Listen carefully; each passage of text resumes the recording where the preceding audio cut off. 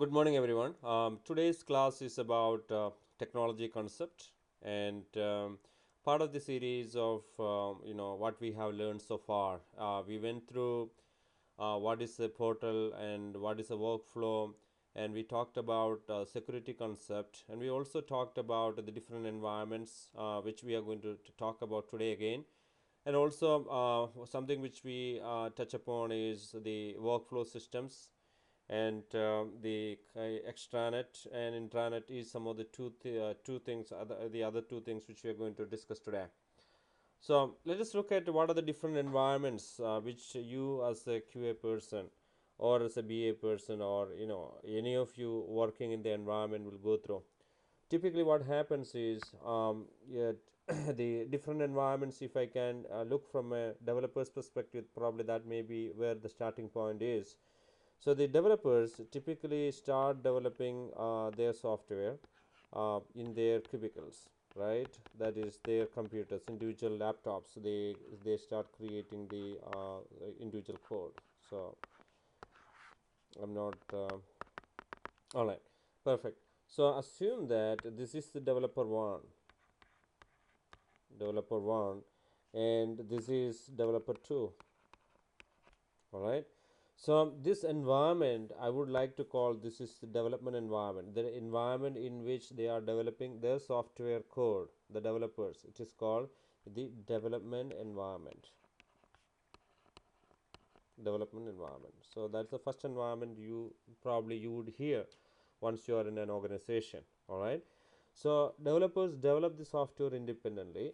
Once they are done with their development, individual modules of that software application, what they would do is they would now try to combine these modules and to create the application, that is the full application. Okay, and this environment in which where they are combining these two modules is known as integration environment.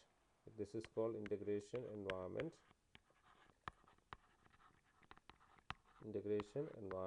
where what is happening is these modules are being put together. So you have module 1 now and module 2, and here what they would be doing is they would be doing something called integration testing. integration testing and what the testing which they perform in this development environment, it is known as the unit testing.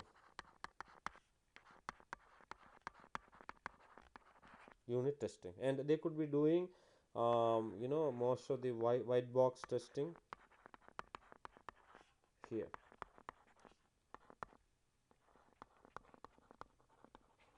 Well, once the integration test is being done, again this is a responsibility of the developer to do the integration testing. Once they have done it and there is a green signal that they are satisfied with the testing and it's being approved, essentially what happens is the code will be moved, the software code will be moved to an environment. It is called the testing environment, and this is the testing environment.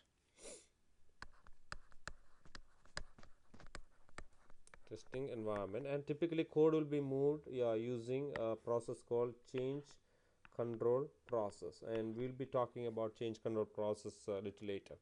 So assume that there is a control process where this code will be moved, the software code will be moved from integration environment to testing environment. Whenever I refer environment, it just assume that it's a server. Servers are nothing but big computers with a lot of memory and processing power and a high bandwidth connectivity.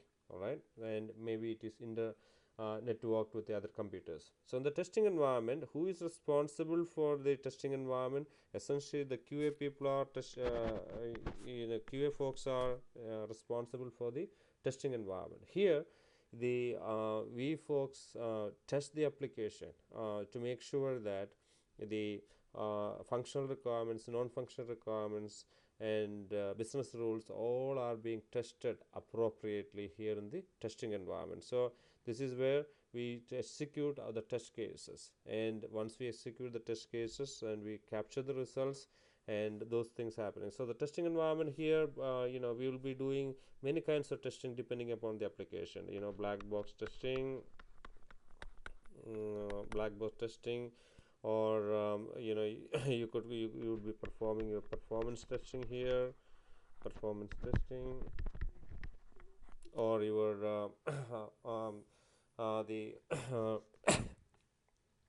um, any kind of testing which requires attention to your operational testing, that is your even your non-functional testing, the maintainability testing, your backup requirement testing, or your regulatory testing. All those testing will be performed, that is essentially the functional testing will be performed at this point of time. Okay, and considering it's all falls under the blackboard testing, and the performance testing will be performed here. Now once that is being approved, essentially what happened, the testing results are being approved, essentially the code will be moved from the testing environment to the environment called staging environment. Okay, staging environment. And staging, or it is also known as UAT environment. UAT stands for user acceptance testing environment. So in the UAT environment, the code will be moved using again change control process. Okay, change control process, this will be moved. Then once it is moved, the UAT the UAT testing will be performed by end users. Okay, this is a UAT environment, or staging environment is a different environment altogether, and it is a little bit different. So it will be UAT environment will be performed by the end users. Now the once the UAT the testing in the UAT being conducted or finished, the system will be moved to something called production environment, and that is where essentially the software the final code remains, or the final software solution remains, and this is called production environment. This is where the end users start using the application. So these are the different generic environments exist in the IT environment. So you have a development environment, you have an integration environment, you have testing environment, you have a UAT environment, and you have a production environment. One thing which I forgot to mention is most of the time the UAT environment mimics the production environment. The next thing I wanted to talk about is intranet, and what is an intranet. So essentially, let us look at a scenario wherein we talk about there is a company called Pfizer, right? So in a Pfizer, you have actually what you have essentially is you have finance department, you have you could have your finance department, you could have your marketing department, or you could have your sales department, and so on and so forth.